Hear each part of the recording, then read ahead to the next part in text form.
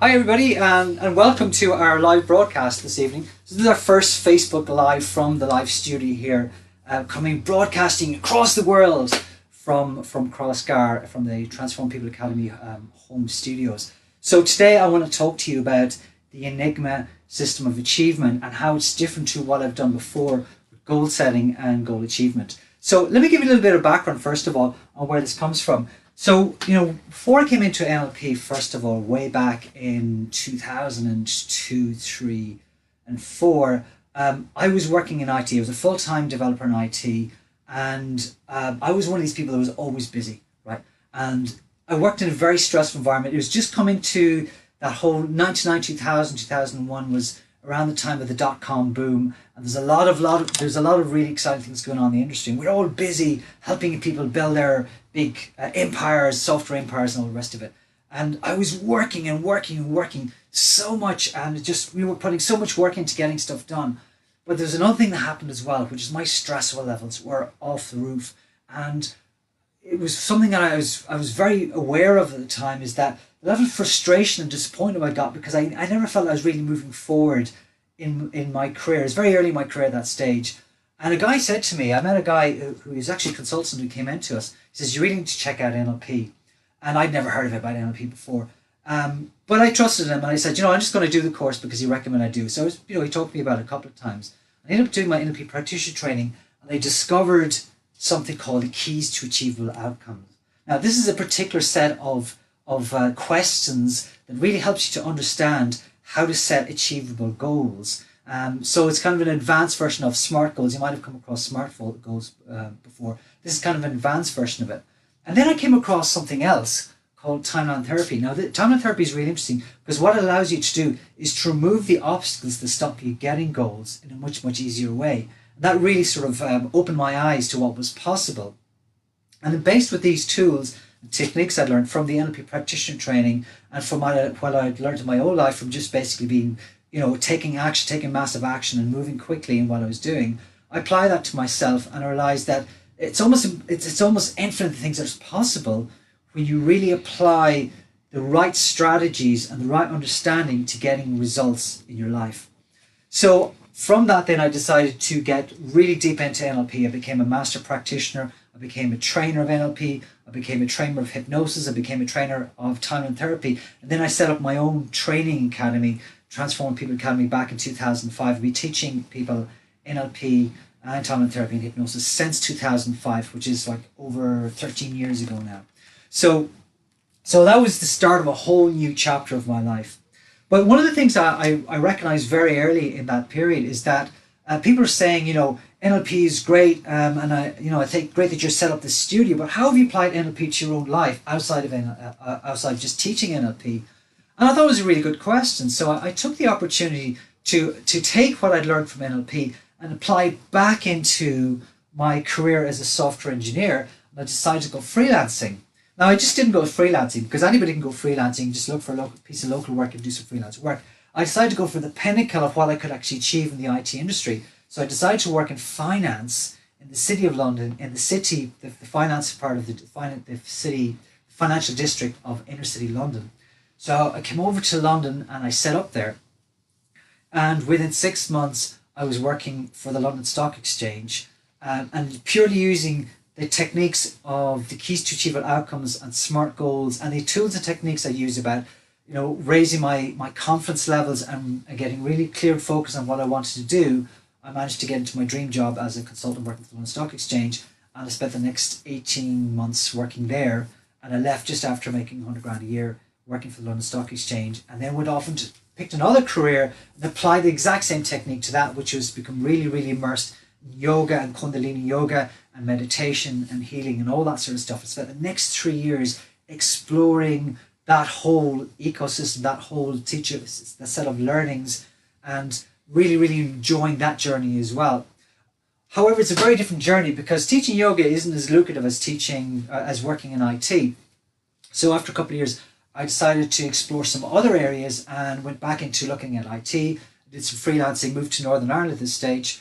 My family moved to Northern Ireland, and I started applying NLP to freelancing in the Northern Ireland area. And I started working with places like Deutsche Bank and insurance companies and pharmaceutical companies and lots of big companies like that.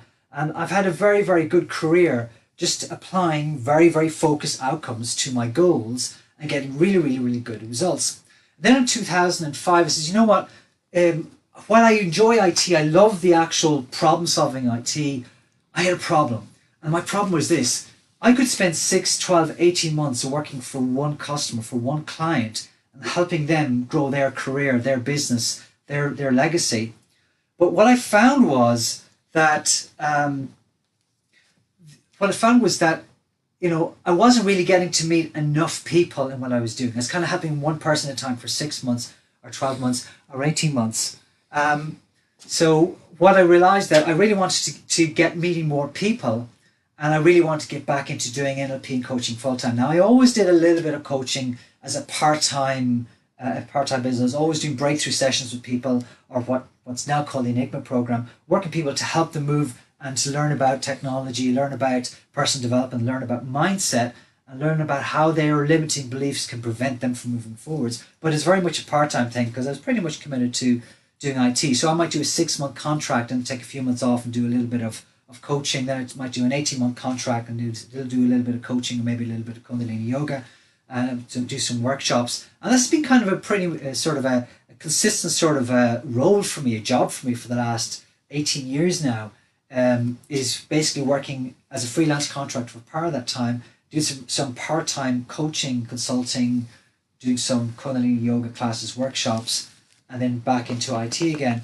And in 2015, I made a decision that I really wanted to transition into working full-time, because I felt so many people I was meeting weren't really getting, these very basic, simple tools and techniques about how to get better results using the NLP and using mindfulness techniques. And I really felt that I could help a lot more people by teaching this stuff rather than actually working for one person at a time in IT. So I made the transition there last year. Myself, Mijala, my wife, we set up Transforming People Academy in Northern Ireland in 2016. And as a result of that, then we started to teach NLP practitioner trainings again. I hadn't taught practitioner training since about 2010 or so. So as a result of that, it's opened up a whole new chapter of our lives, because now I'm full-time working in neuro-linguistic programming, in transforming people, working with mindset, and working with limiting beliefs, and working, doing coaching work, and working in basically helping people to tap into more of their potential, and realizing how they can achieve more in their lives. And this summer I've been doing a lot of coaching work. I've been doing a lot of coaching calls. And just check in for a second. Can anybody see me, or do you actually see a purple screen? Can somebody give me a quick comment and tell me, can you actually see it's on the screen, or do you just see a purple screen at the moment? Because I'm seeing purple on my screen here, and I'm pretty sure it should be a camera picture. Hi James, how you doing? Good to see you. Simon, hello, how you doing? Sinead, how you doing as well? Hi everybody. Denise, good to see you. Catherine, hi everybody. Good to see you all. Thanks for joining in the call here. Just if you can hear me, can you tell me if you can actually see the blue background or whether you can see a purple background? That would really give me some feedback on whether we're actually transmitting the correct signal at the moment, because I'm seeing a different one. You see me okay? Fantastic, that's great. So anyways, what I came to realize from doing a lot of coaching work this summer and working one-on-one with people, in fact, I've got so much coaching work at the moment, I've actually got a bit of a backlog. I've got 3 or 4 people I still need to reach out to that have actually booked on to do coaching meetings. And if you're on the call tonight, I do apologize. We'll get to you as soon as we can. It's just been really flat out the last couple of months. So I've got some really deep insights from working one-on-one with people over the summer, as we wait for the training season to start again in September. And I want to share with you some of the insights I got, and also some of the discoveries I made, which has led to what I call the Enigma system of achievement. So let me start with the very, very basics.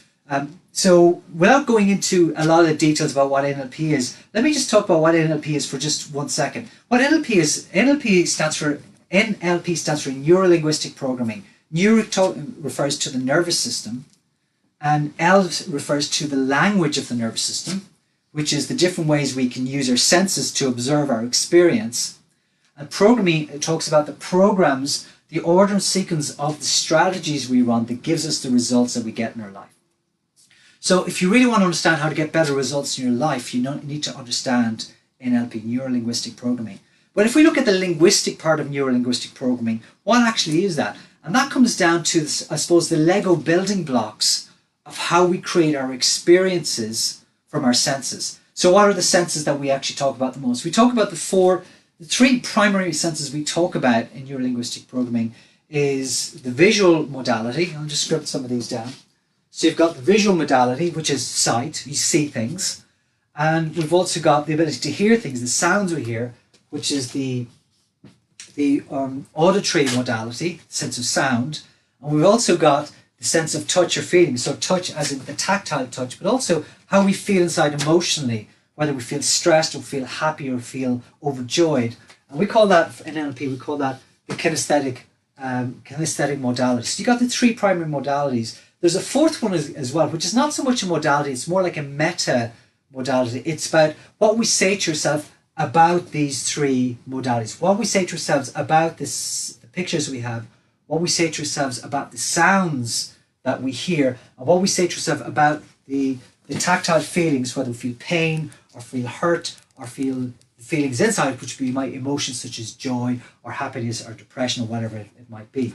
And we call that self-talk or auditory digital. It's a judgment on your experience. And this is something I want you, if we give you one takeaway from today, it's this, is that when you experience something in your reality through these visual, auditory, kinesthetic, or the smells and tastes, but when you experience something in your experience, it doesn't become something good or something bad until you say something inside your head about it. In other words, something happens and then you make a judgment call and say, oh, that's bad, or, oh, this is an opportunity. And this is one of the really big takeaways I got in the early days of NLP, is realizing that everything I thought was bad because I made a judgment through this AD modality of it being bad, and everything that was good is because I made a judgment about that experience being good. And it came down to literally, what were the questions I asked myself at the moment, at the very moment that something happened? What was the question I asked inside my head that had me decide that was a good experience or a bad experience? And what I realized, that bad experiences are only bad experiences if I decide they're bad experiences. And good experiences are good experiences only if I decide they're good experiences. In other words, if something terrible happens, right, that some people might describe as terrible, but I see it as a learning experience and there's something positive that I can learn from it that makes me a better person going forward in the future, then that's not necessarily a bad experience. It's a learning experience that creates opportunities for me in the future. But if I see it as a bad experience, it cuts down options and I shrink as a person and have less possibilities, and therefore has less options and I tap into less of my potential. So that's kind of like a very quick sort of taste of what NLP is about. But there's so much more to it. And I mean, there's no way I can really explain it to you in about 20 minutes or half an hour. But what I do want to talk about is how people actually create goals based on these four modalities here. The visual modality, the pictures you make, the auditory modality, the sounds, the kinesthetic modality, which is the feelings, the tactile touch, but also the feelings inside. And finally, the AD modality, or it's not really a modality, it's more the auditory digital sounds, the auditory digital judgments we make inside our heads about these experiences. And what I found is this. Everybody has a preferred representation system. So these different Lego pieces are the representation systems of our experience. The visual experience, the auditory experience, the kinesthetic experience, and what you say to yourself about it. And everybody has a preferred one, probably because that's what you learned from your mom or your dad, or who you around most as a child. So you have a preferred representation system. And what I found from talking to a lot of people, especially this summer, is that people tend to focus on just one of those modalities when they set goals. Okay? So what you'll find is people who are very visual in terms of how they experience life will tend to make a lot of pictures in their mind about their goals, right? And they tend to be very future focused. Does that make sense? So they're future focused because they make pictures about the future. But if they actually rely too much on the visual modality, they tend to focus on the future all the time. And as they're moving towards now, they're always thinking about the future, which means they never quite get to take action about their goals because they're always thinking about the future. So one of the big problems for people who are very visual in their modality, in the way, their preferred way of interacting with the world, is they tend to be visionaries, they tend to be very future focused, but they don't tend to be very good at taking action because they're always dreaming about the future. Does that make sense? Yeah? makes sense, give me a thumbs up or a love or a heart or something, so I know that it actually makes perfect sense to you at this time. That's at this time. So people say, yes, I'm very visual. Yes, okay, great. Great stuff. Hi guys, love the blue background. It's very hard for me to actually read this while I'm talking, guys. I'll try to dip in from time to time, but delighted to see you getting some feedback from this. So that's the visual modality. Now, people who are very auditory, they love sounds, right? Including the sound of their own voice, right? Probably because they were very, very auditory growing up, and they would listen a lot and talk a lot. And people who are auditory, they like to talk, right? And people who talk tend to talk a lot about their experiences or about the past. Now, these are all generalizations. I'm not saying it's always this way. This is something I notice as a trend or a generalization about people that I've spoken to. People who are very auditory tend to like to talk a lot, and they need something to talk about. So what do they talk about? They talk about their experiences in the past. So one of the challenges for people who are very auditory is actually become more future focused, because they like telling stories, giving you all the details about what's happened in the past. Okay. Now the third one is the kinesthetic modality. And I'll put my hands up and say, yes, I'm very kinesthetic in my own experience, and this is something I need to pay attention to. People who are kinesthetic like to do stuff. They're doing people. They like to get their hands into stuff. They like to get hands-on, do stuff. Who here is actually kinesthetic? If you're kinesthetic, give us a thumbs up and say, hey, I'm kinesthetic. Because people who like to get their hands dirty, like to get into doing stuff, tend to be very kinesthetic, and they like to keep busy. So if you're a very kinesthetic, if your preferred representation is kinesthetic, you probably like to keep busy doing stuff. You can never sit still because you want to be doing things, fixing things, playing things, maybe taking things apart, DIY. Always, you learn as well from the experience of doing, as opposed to reading about it, talking about it, or by visualizing it. It's about just doing it. You like to do exercises. You like to do stuff with other people. You like to be in our groups, which is why people love coming to our trainings, where they actually do loads and loads of exercise, lots of doing stuff going on there. So that's the doing side of things. And the thing about the doing stuff is that if people are really into the doing stuff, they're very much in the now, okay? But they're also tend to be very busy, and they're not focusing. They may not actually have a lot of direction what they're doing, because they enjoy everything. They enjoy doing everything. But what happens is they're not thinking so much about the future or the past. They're thinking about them now, and they can get very easily get distracted in just getting busy doing stuff, rather than saying, what do I actually need to do to get the best results I can? And finally, you've got the people who have got a preferred system for AD or self-talk, tend to be very analytical. Okay? And people who are very analytical tend to be very good planners. So they like planning. And one of the one of the things to look out for, if you're a very good planner, is whether you actually like to get your plan perfect before you execute. And that's one of the things about people who are high AD, or very, very prone to the preferred system is analog digital, is that they spend a lot of time planning and planning and planning, rather than doing or visualizing or actually learning from their experience. So they like to get things right, as opposed to taking action. And of course, one way of actually dealing with this is that you get together with other people who have those complementary preferences. But there's a different approach that I want to share with you today, and it's about the order and sequence that you use these modalities together to get much better results. Now, before I go on to this, I want to give you a little bit of an explanation of how this actually works. So the way I look at it is this: there's three ways of creating goals, or three different approaches that give you different levels of success. The first one is what I call, just draw them here. The first is the average.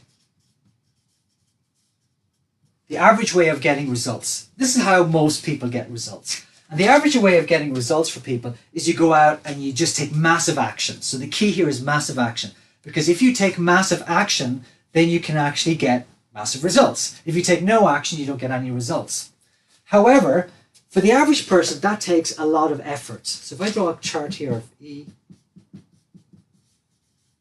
of effort, you're going to find out that it takes a lot of effort to get results if you're just using massive action. If you're just going out there taking massive action, it can take a lot of effort to get the results. because there's so much that you're not aware of, because you're literally not aware of so much what's going on in your mindset and your thinking, your belief system, which makes it quite challenging for you to get really good results quickly because there's so many things in the way. Now, people come across NLP, and what you find is you get a much reduced amount of effort to get the same results, because what you can start to do when you learn about neurolinguistic programming and learning about the past and the future is you can set very clear goals that are very motivating. But as well as that, you can also start to clear up the past. You can also start to remove the obstacles, clear up the limiting beliefs, the negative emotions from the past that stop you from actually moving forward more quickly. In other words, if you think about the effort you have, one of the reasons you've got so much effort, you put so much effort to get just average results, is because you have to work harder to get over the limitations that you have. So when people aren't familiar with a lot of the personal development tools and techniques we have, you have to put more effort into what you're doing, because you have to literally use more motivation to get over the limiting beliefs you have and the obstacles you have and the limitations you put on yourself. So you really have to push against those limitations a lot.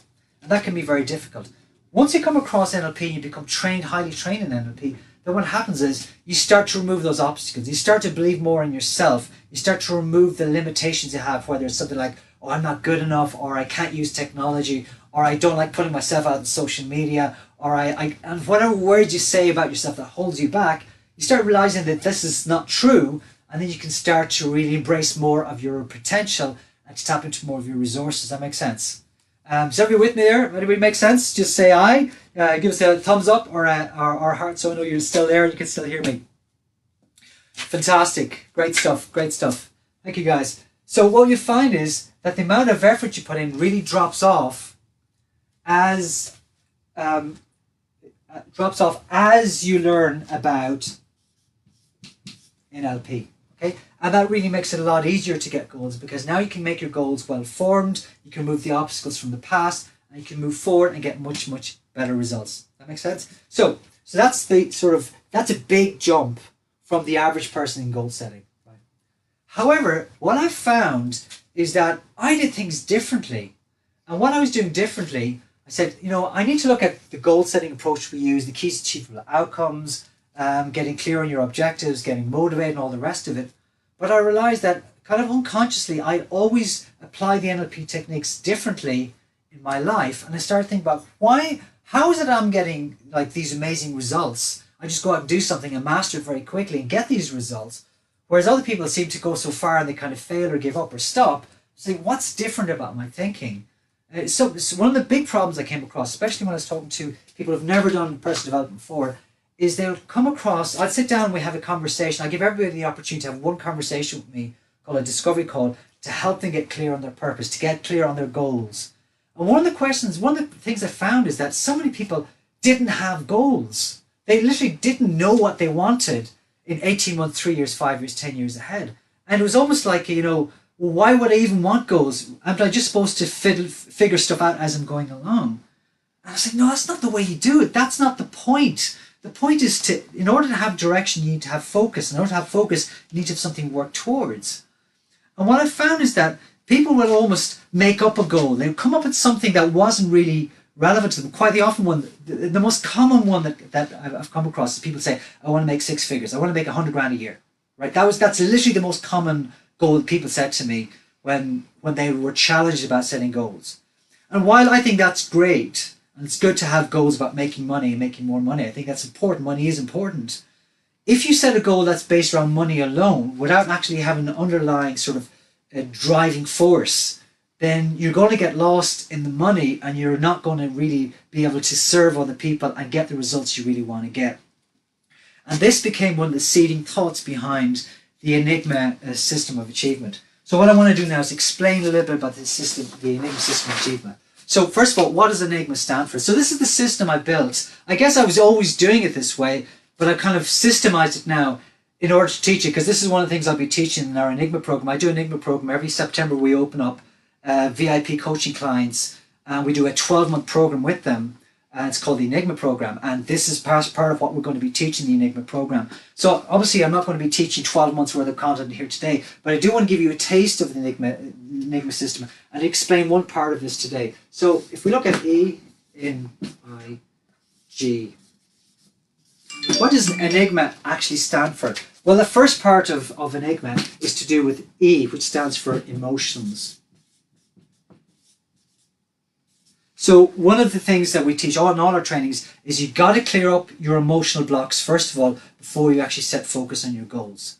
And one of the things we'll do at the start of the Enigma program is actually sit down with someone and work out where they want to get to, where they are now, and then figure out what stops them getting there and clear up all those blocks, whether it's limiting beliefs or negative emotions or anger or hurt or fear or jealousy or whatever it is. We'll clear all those blocks up in order to have the emotional freedom to move forward more quickly. So that's like going from the first step to the second step. So this is really important. The second thing is we teach them a whole bunch of neuro-linguistic programming tools and techniques to get results better, such as sensory acuity, to be able to read people better, to know whether people are actually agreeing with you or disagreeing with you, about how to get better rapport, about better language and communication, the ability to understand what questions to ask in what context, whether to use more abstract language and more specific language, and also how to actually create or remove associations, such as a common association people have is if you're in sales and when you come in on Monday morning, you look at the telephone and you just feel bad by looking at the telephone.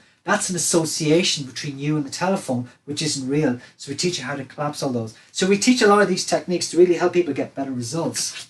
But beyond that, then we start looking at the more advanced techniques. And what I want to talk about today is this one. It's about intent. Okay, so intent is going to be the focus I want to talk about for the rest of this call. But then we talk about our goals and the very specific way to do goals. The methods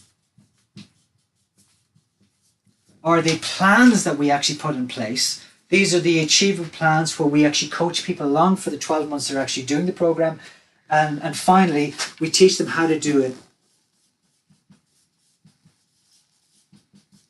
in an accelerated way, because if you here's the point. Anybody can, if you spend long enough at anything, you'll get there eventually.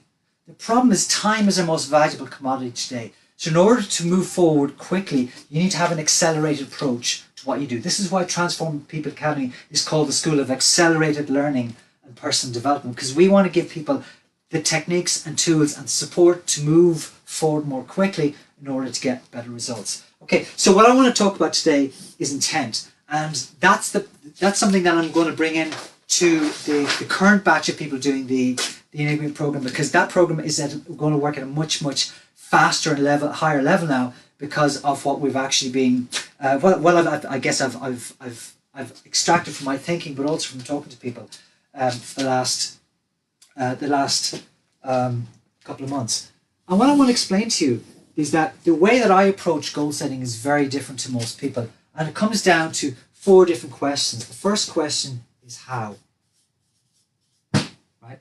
The second question is what. Okay. Let me tell you why these are important. In the process of goal setting, your mind can go a different way depending on whether you're asking how questions or what questions. So one of the questions that come up a lot for people is that they have a goal, but they don't know how to get there. Right? They're literally like, my goal is to make 100 grand a year as a coach or as a therapist or as a software consultant or as a developer, whatever it is, but I don't know how to get there. I just know what I know and I don't know how to get there. And that comes down to having a plan. Now, how do you get the right plan? Well, the way to get the right plan is you have to, it sounds obvious, but it's not for people who haven't thought about it, is that if you don't know how to get there, you need a plan. And you need someone who can guide you, help you to put that plan in place. In other words, a step-by-step blueprint, an order and sequence, number of steps of what you can do so you can stay focused on executing that plan and stick to the plan. The problem a lot of people when they're doing it themselves is they try to figure it out and they get paranoid and they start going in all 10 different directions at the same time and they get lost. Whereas if you've got a clearly defined plan, that you do step 1, then step 2, step 3, and you execute on that plan, and you know the plan works because somebody has already used that plan to get there, then you get results much faster. Whereas when people try to work it out themselves, what happens is they get paranoid, go off in different directions. They tend to not get the same results that they would do if they're actually working from a plan.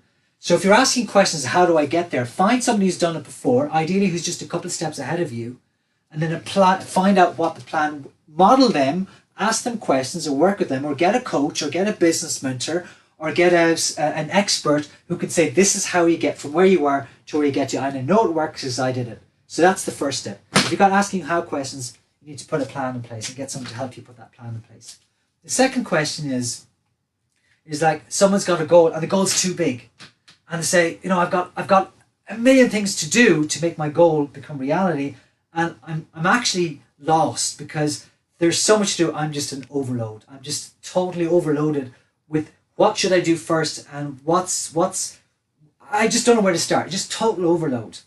And what you find is they're asking the what questions. They're asking themselves, what am I supposed to do? And this comes down to priorities. And again, the best way of figuring out the priorities is talk to somebody who's done it before. The exact same approach. Someone who's got a plan, and they'll work with you to figure out what's the order and sequence you could do these things. Because what you'll find is the order and sequence that you think would probably be a difference to the order and sequence you actually need, because certain priorities might not be apparent to you until too late.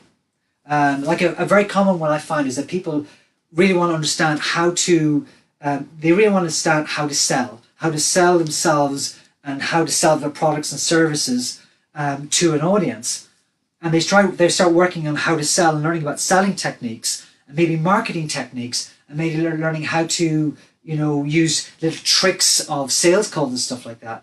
But if you don't understand who you're selling to, if you haven't really figured out who your ideal audience is, that's not going to work anyways, because you get a lot of mismatch. You get a lot of people that don't really line up behind your perfect client, and therefore you're going to be selling something people don't really want. So getting really clear on that is important. And this comes down to priorities. So if you're asking what to do, it comes down to priorities, right? And that's how you get over overload. Because once you make a list, how do you get over overload? Is you make a list. Okay. The third question that I think is different from a lot of people is the what if, and this is the what if question. This is the secret sauce.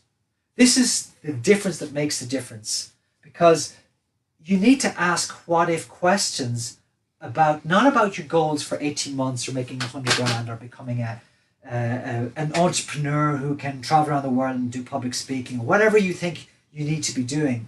The question is, what if your life lived out to perfection? What if you were to execute on all the plans that you could ever come up with and they all worked out perfectly right up to the end of your life?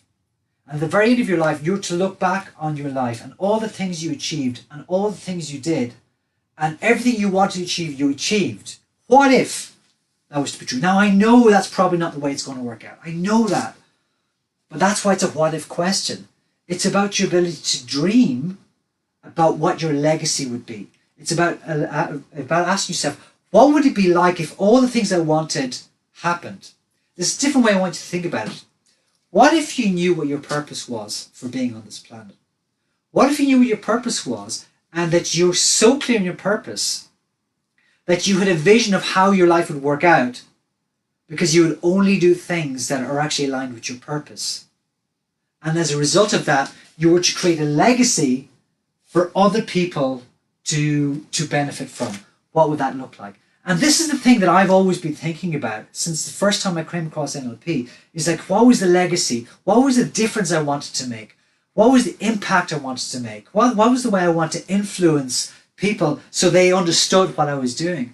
And this is the difference that made the difference for me. I set unrealistic, unachievable goals about how I wanted to live my life, asking the question, what would it be like if I actually had everything work out perfectly to the end of my life? In other words, if you were to write your own epitaph, if you were to actually write your own obligatory, whatever it's called, so that you say, this, here lies such and such a person, and what she has achieved, what he has achieved is this, this, and this, and they've impacted people in this way, and they've left this legacy, and oh my God, what an amazing person they have become because they made such a difference in people's lives. If you were to write your own epitaph, what would that look like?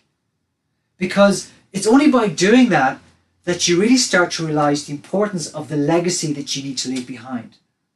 So when you say that, then you realize that setting a goal to make 100 grand a year is irrelevant. Setting a goal to become a successful entrepreneur is irrelevant because it's too short term. It literally has no meaning. It has no purpose. It has no relevancy whatsoever after 18 months or 3 years. You got to look at the big picture long term. Right? And this comes down to what visionaries are very, very good at. Is because they begin with the end in mind. Someone who's a visionary, someone who actually gets amazing results, like the Richard Bransons of the world, the people who create real change in the world, people like Steve Jobs of Apple, who wanted to put a ding in the universe. He did that because he had a vision of how he wanted to make the world a better place. And in the process of making the world a better place, what he did is he had an end in mind. So what I want you to think about is, what is the end in mind that you have for your life? In other words, what's the legacy you want to leave behind? Because once you figure that out, once you're clear on your purpose, what happens is you get a very clear picture. Think about this. Picture is a visual. It's a visual modality. A picture is a visual thing. Therefore, if you have a picture of the end in mind of your legacy, then that picture is going to give you clarity and focus. Why? Because it's a picture. You can see it. It's going to be clear. It's going to be focused because the lens is focused on the picture. But if you don't have a clear picture of the end in mind, the legacy, the purpose that you have for doing what you do, then what's going to happen is you're going to go off in 10 different directions not knowing what you're meant to be doing. So super important, you start with the end in mind. Stephen Covey says it in the 7 Habits of Highly Effective People. He says begin with the end in mind. But I want to think of not just the end in mind for the project, but the end in mind for your legacy, because that's the difference that I've been doing. Okay, so that's the what if. If you do that, then what happens is everything you decide to do for the rest of your life will be aligned with that end in mind, and therefore anything that isn't aligned with that long-term vision, that long-term goal, is actually going to become irrelevant. It's like you don't want to do it anymore because you have a vision, you have a direction, you have a path you want to go towards, and that's going to be very inspiring for you. Once you have that, then you need to ask the final question, which is why. Now, if there's any Simon Sinek fans out there, they'll probably say, hey, aren't you supposed to start with why? Begin with why. Well, Simon was talking about a different thing. He was thinking, if you know what your vision is, and you want to sell that vision to somebody else, you want to explain what you're doing, then you start with why, because you're explaining why, you're giving the benefits of why you should listen to me, the benefits of my product, the benefits of my service, the benefits of what I'm doing. And you start with why, because once people understand why, they get excited about doing what you actually want to do. But when you're working on your vision and your 4 quadrants in the Enigma system of achievement, you got to start with understanding your what if first, your dream, your legacy, your purpose. And then ask the question, why am I doing that? And write down what are all the reasons why you want to make that a reality. And that gives you your values, your highly valued criteria, the values you have, the important things in life that are going to remind you why you need to create this. Then you can work out what you need to do based on the priorities. And finally, how are you going to do this by executing against a plan? So that's kind of a very quick summary of the intent part of the Enigma system. I hope you found it valuable. I think this is the first time I actually talked publicly about this. We're bringing this in the Enigma program later in the year. So listen, that's all I want to say about this. Something I want to talk to you about now before we finish up is that if you enjoy this, please let me know. Comment, like, post, share this on your wall. But we have an event coming up on the 15th of August. And I would love you to come to that if you found this interesting. If you didn't find this interesting, you're probably already gone, that's fine. If you found this interesting, on the 15th of August, we have a free event. It's called How to Get Results with NLP. Totally different content to what we're talking about today. And we're going to tell you about how NLP can really help you to get results, not just around this system here, this is a new system, but in terms of a lot of really powerful tools and techniques and models that help you get better results. So if you're interested in doing that, it's in the Europa Hotel on the 15th of August. It's a Wednesday. It's 7 o'clock in the evening, and it's going to be an absolutely jam-packed evening of fun and excitement. We're going to have some exercises and some activities as well to get involved in that you really, really enjoy understanding how the mindset can work in a very, very simple way. I hope you enjoyed that. And if you did enjoy it, please go to the website, transformpeople.com. I just switched over here so you can actually see it. If you go to transformpeople.com, you'll actually see the link on the homepage of our website. That's www.transformingpeople.com. And you'll see in the first page there, you'll say how to get results with NLP live meetup. That comes up on the page. Click on that. It'll give you a little bit about what we're going to be covering at that live event. And that's in 15th of August, a couple of weeks time, 2 weeks time. And if you click on that link, it'll bring you to an Eventbrite page. It's a free event. There are a couple of tickets left for the VIP. If you go to the VIP page, there's a couple of tickets there where you can get a copy of my book, The Pillars of Transformation, and also a copy of the DVD, as well for the VIP tickets. There's also a bunch of free tickets left.